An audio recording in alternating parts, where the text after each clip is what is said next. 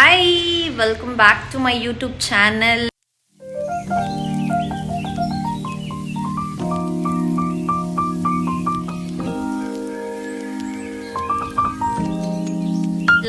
ಇವತ್ತು ಬಂದು ಡೇ 2 ಅಂದರೆ ಜಾನ್ 2.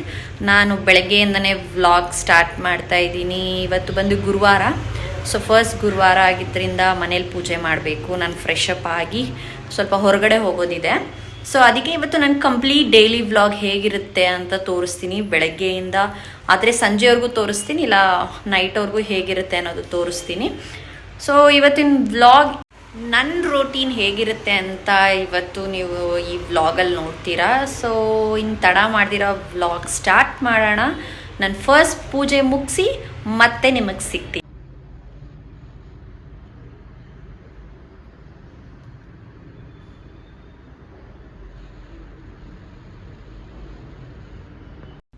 ಸೊ ಪೂಜೆ ಮುಗ್ದು ಸರಿ ಹೇರ್ ಸ್ವಲ್ಪ ಡ್ರೈ ಮಾಡಿ ಹೇರ್ ಸಿರಮ್ ಹಾಕೋಣ ಅಂತ ಬಂದೆ.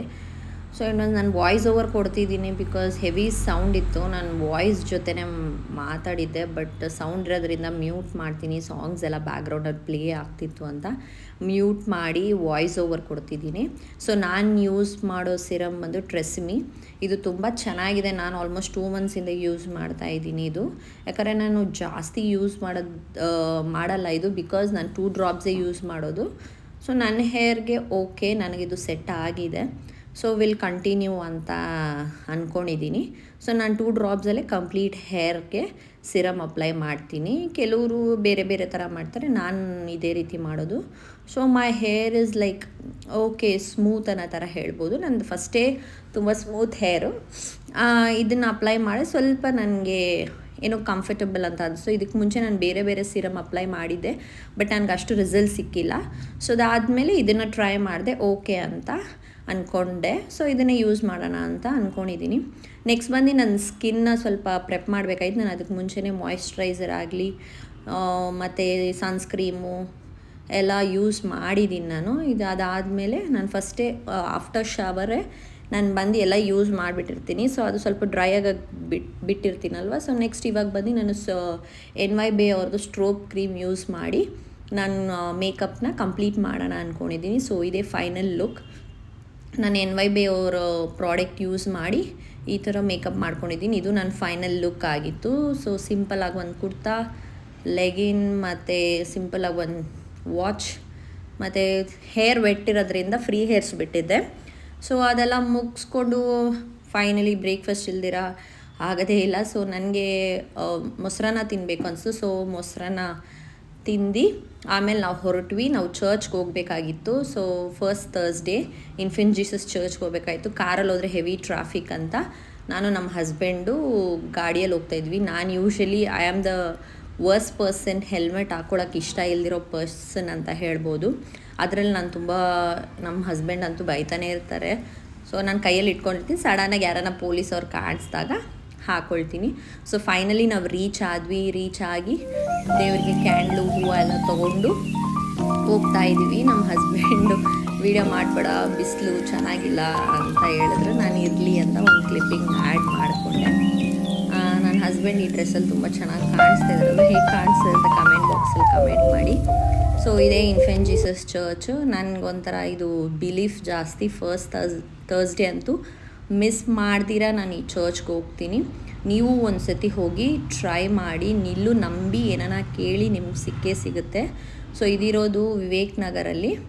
ನೀವು ಹೋಗಿ ಒಂದು ಸತಿ ಹೇಗೆ ನಿಮ್ಮ ಎಕ್ಸ್ಪೀರಿಯನ್ಸ್ ಇತ್ತು ಅನ್ನೋದು ನನಗೆ ಹೇಳಿ.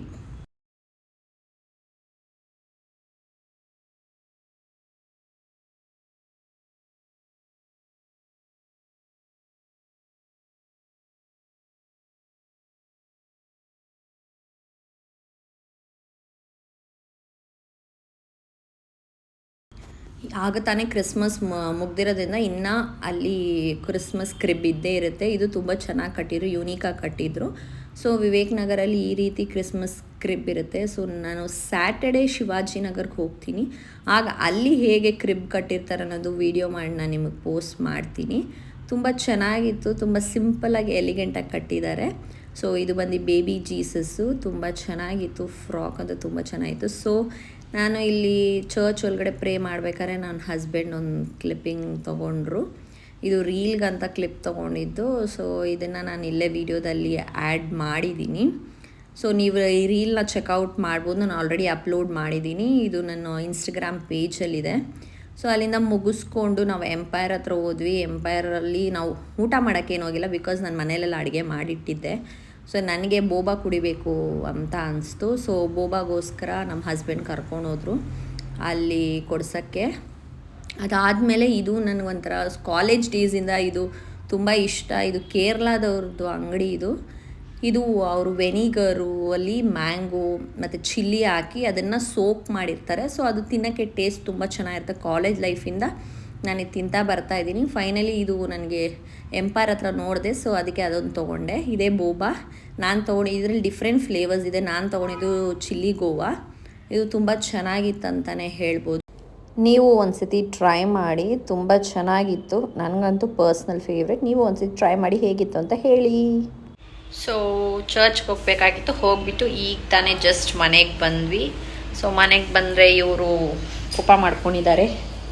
ಹಲೋ, ಎಕ್ಸ್ಕ್ಯೂಸ್ ಮೀ, ಅವ್ರನ್ನ ಬಿಟ್ಟು ಹೋಗಿದ್ವಿ ಅಂತ. ಸೊ ಇವತ್ತಿನ ವ್ಲಾಗ್ ತುಂಬ ಸಿಂಪಲ್ಲಾಗಿತ್ತು. ಮಧ್ಯಾಹ್ನಕ್ಕೆ ಎಂಡ್ ಮಾಡ್ತಾಯಿದ್ದೀನಿ ಇವತ್ತಿನ ವ್ಲಾಗ್. ಸೊ ಸ್ವಲ್ಪ ಬೇರೆ ಕೆಲಸ ಇದೆ. ಸೊ ಅದಕ್ಕೆ ಮಧ್ಯಾಹ್ನಕ್ಕೆ ಎಂಡ್ ಮಾಡ್ತಾಯಿದ್ದೀನಿ. ಮತ್ತೆ ಸಿಗ್ತೀನಿ. ಈ ವ್ಲಾಗ್ ನಿಮ್ಗೆ ಇಷ್ಟ ಇದೆ, make sure you like, comment ಮತ್ತು ಸಬ್ಸ್ಕ್ರೈಬ್ ಮಾಡಿ. ಇನ್ನು ಯಾರೆಲ್ಲ ನನ್ನ ಚಾನಲ್ನ ಸಬ್ಸ್ಕ್ರೈಬ್ ಮಾಡ್ಕೊಂಡಿಲ್ಲ, ಬೇಗ ಹೋಗಿ ಚಾನಲ್ನ ಸಬ್ಸ್ಕ್ರೈಬ್ ಮಾಡ್ಕೊಳ್ಳಿ. ನಾನು ಆದಷ್ಟು ವ್ಲಾಗ್ನ ಶಾರ್ಟ್ ಆ್ಯಂಡ್ ಸ್ವೀಟಾಗಿ ಇಡೋಕ್ಕೆ ಇಷ್ಟಪಡ್ತಾ ಇದ್ದೀನಿ. ಜಾಸ್ತಿ ಡ್ರ್ಯಾಗ್ ಮಾಡಿದ್ರೆ ಕೆಲವ್ರು ಸ್ಕಿಪ್ ಮಾಡಿ ನೋಡ್ತಾರೆ. ಸೊ ಶಾರ್ಟಾಗಿದ್ದರೆ ಎಲ್ಲರೂ ನೋಡ್ತಾರಂತ. So good to go. ಇನ್ನು ಯಾರೆಲ್ಲ ನನ್ನ ಚಾನಲ್ನ ಬೇಗ ಸಬ್ಸ್ಕ್ರೈಬ್ ಮಾಡಿಕೊಡಿ, ನನಗೆ ಸಪೋರ್ಟ್ ಮಾಡಿ. ನ್ಯೂ ಇಯರಿಂದ ನನಗೂ ಒಳ್ಳೆ ಫಾಲೋವರ್ಸ್ ಸಿಗ್ತಾರೆ, ನನಗೂ ಸಪೋರ್ಟ್ ಮಾಡ್ತಾರೆ.